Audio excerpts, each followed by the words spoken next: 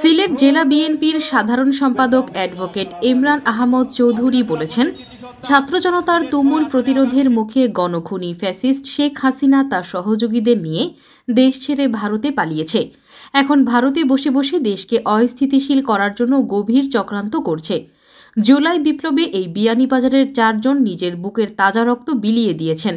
শহীদদের রক্তের শপথ নিয়ে দেশকে ফ্যাসিবাদের দোষণমুক্ত করার শপথ নিতে হবে। সোমবার সন্ধ্যায় বিয়ানীবাজার উপজেলার লাউতা ইউনিয়ন বিএনপি অঙ্গ ও সহযোগী সংগঠনের উদ্যোগে গণতান্ত্রিক আন্দোলনে শহীদদের স্মরণে আলোচনা সভা ও দোয়া মাহফিলে প্রধান অতিথি হিসাবে বক্তব্য রাখেন। আমরা কিন্তু আওয়ামী লীগের মতো এই জঘন্য রাজনীতি বিএনপি কখনোই করে নাই। আমাদের নেতা শহীদ জিয়াউর রহমান, যিনি এদেশের স্বাধীনতা যুদ্ধের ঘোষণা দিয়েছিলেন, যার ঘোষণার মাধ্যমে বাংলাদেশ স্বাধীনতা যুদ্ধে ঝাঁপিয়ে পড়েছিল। আমাদের নেতা শহীদ জিয়াউর রহমান এদেশের স্বাধীনতা যুদ্ধে অস্ত্র হাতে যুদ্ধ করেছিলেন। আমাদের নেতা শহীদ জিয়াউর রহমান এই সিলেটকে বাংলাদেশের মধ্যে প্রথম মুক্ত করেছিলেন।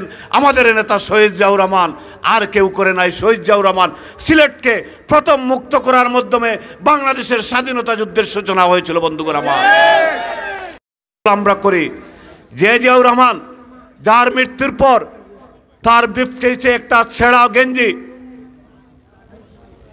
একটা ভাঙ্গা গড়ির টুকরা পেয়েছিলেন, আর কিছু পাওয়া যায় নাই। সেই নেতা শহীদ জিয়াউর রহমান, যার জনজায় বিশ্বের মধ্যে দ্বিতীয় অথবা তৃতীয় বৃহত্তম জানাজা হয়েছিল আমাদের নেতা শহীদ জিয়াউর রহমানের জানাজা। সেই শহীদ জিয়াউর রহমান, যিনি বাংলাদেশের সর্বপ্রথম রাষ্ট্রপতি হিসাবে সৌদি আরবে গিয়ে ইরান ইরাক যুদ্ধ বন্ধের তৎপরতা করে ইরান ইরাক যুদ্ধ থামিয়েছিলেন। বিশ্বের মধ্যে ইসরায়েল প্যালেস্টাইনের যুদ্ধের মধ্যস্থতা করেছিলেন নেতা শহীদ জিয়াউর রহমান। সেই নেতা শহীদ জিয়াউর রহমান, যার নেতৃত্বে বাংলাদেশ জাতিসংঘের নিরাপত্তা পরিষদের অস্থায়ী সদস্য হয়েছিল, সেই নেতা শহীদ জিয়াউর রহমান। আমরা গর্বিত সেই নেতার দলের সৈনিক হয়ে। বন্ধুরা আমার, আমরা আওয়ামী লীগের মতো সন্ত্রাসী দল নয়, আওয়ামী লীগের মতো চাটুকারের দল নয়, আওয়ামী লীগের মতো লুটপাটকারী দল নয়, আওয়ামী লীগের মতো সংবাদপত্রের স্বাধীনতা হরণকারী দল নয়। আমরা স্বাধীনতা যুদ্ধের বিশ্বাসী দল। আমরা বাংলাদেশে হিন্দু, মুসলমান, বৌদ্ধ, খ্রিস্টানের সম অধিকার নিয়ে যার যার ধর্ম পালন করার দল। আমরা আওয়ামী লীগের মতো হিন্দু সম্পত্তি দখল করার দল নয়।